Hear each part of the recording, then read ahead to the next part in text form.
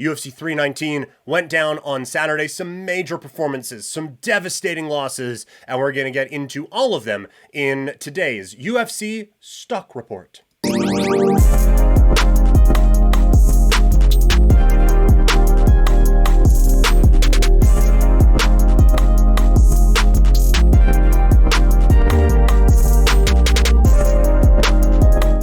All right, whose stock went up? Whose stock went down after an eventful UFC card that happened on Saturday night out in Las Vegas, Nevada? No, that didn't happen in Chicago. Sorry. Let's talk about it. UFC Stock Watch. Who went up? Who went down?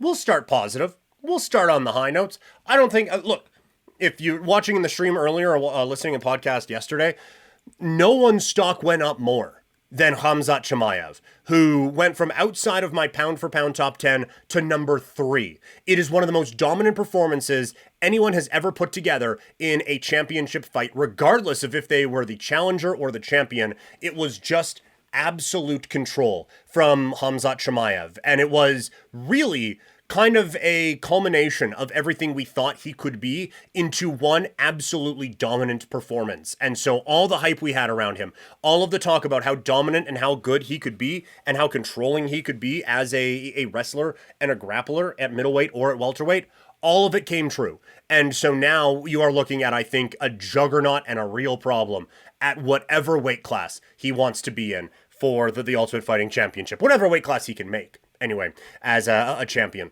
Up next, we're not going too far down. It's Lerone Murphy. Someone who so many people were talking about as talented fighter, really good striker, very skilled, entertaining fighter, just hasn't had that big moment yet. He comes in and has the big moment. And all of a sudden, he goes from up-and-comer guy that a few people like to probable title challenger next. That is a huge jump for Lerone Murphy. So his stock way up in the UFC right now, especially after UFC 319. And the last one, the guy who made spinning back elbow knockouts cool 15 minutes before Lerone Murphy did, it was Carlos Paredes. It wasn't just the spinning elbow knockout. It was all the strikes leading into it. It was a showcase of a creative, devastating, skilled striker on display against a very good, very strong, very technical fighter in Jeff Neal. To be able to put all of that together and showcase the abilities that this guy had, I think is a major plus for him. And that stock is going way up for Carlos Paredes. So that is the first part here of the stock watch. Not all positive, though, as a few of these stocks are trending in the down direction coming out of UFC 319. We will get to them in a second. But first, if you could share this video with your friends, let them know that this is a pretty solid spot to get some good combat sports talk in. That would be greatly appreciated. Love chatting with everyone.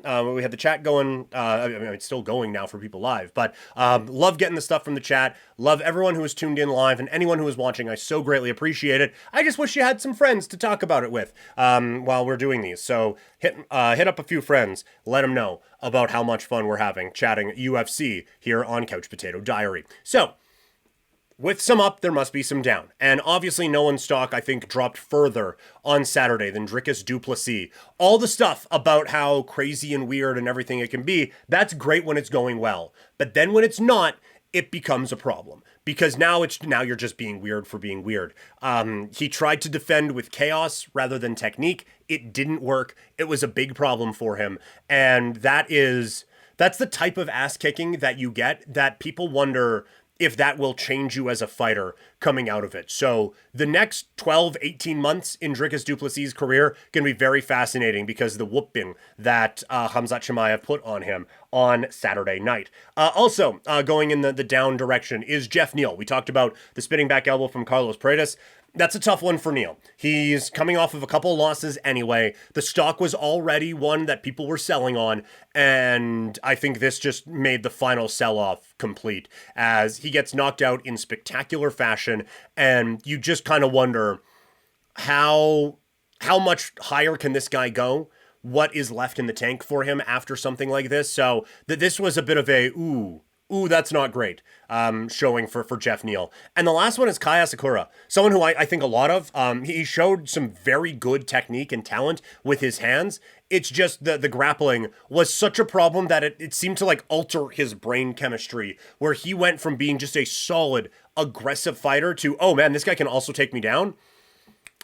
Shit, I don't really know what to do with that. And it became a problem very quickly for Kai Asakura. So I am hopeful that this gets figured out, but that was a problem on Saturday. That was a big problem, that performance. And so when you come off of a title loss in your debut and then follow it up with that type of a showing, all of a sudden now you go from, oh, number one, number two to, yeah, 7, 8 in the division. Like that is a steep decline, I think, from a Kai Asakura after that performance on Saturday. So just not great all around for a few fighters, but a very big night and very impactful night, it felt like, for the UFC.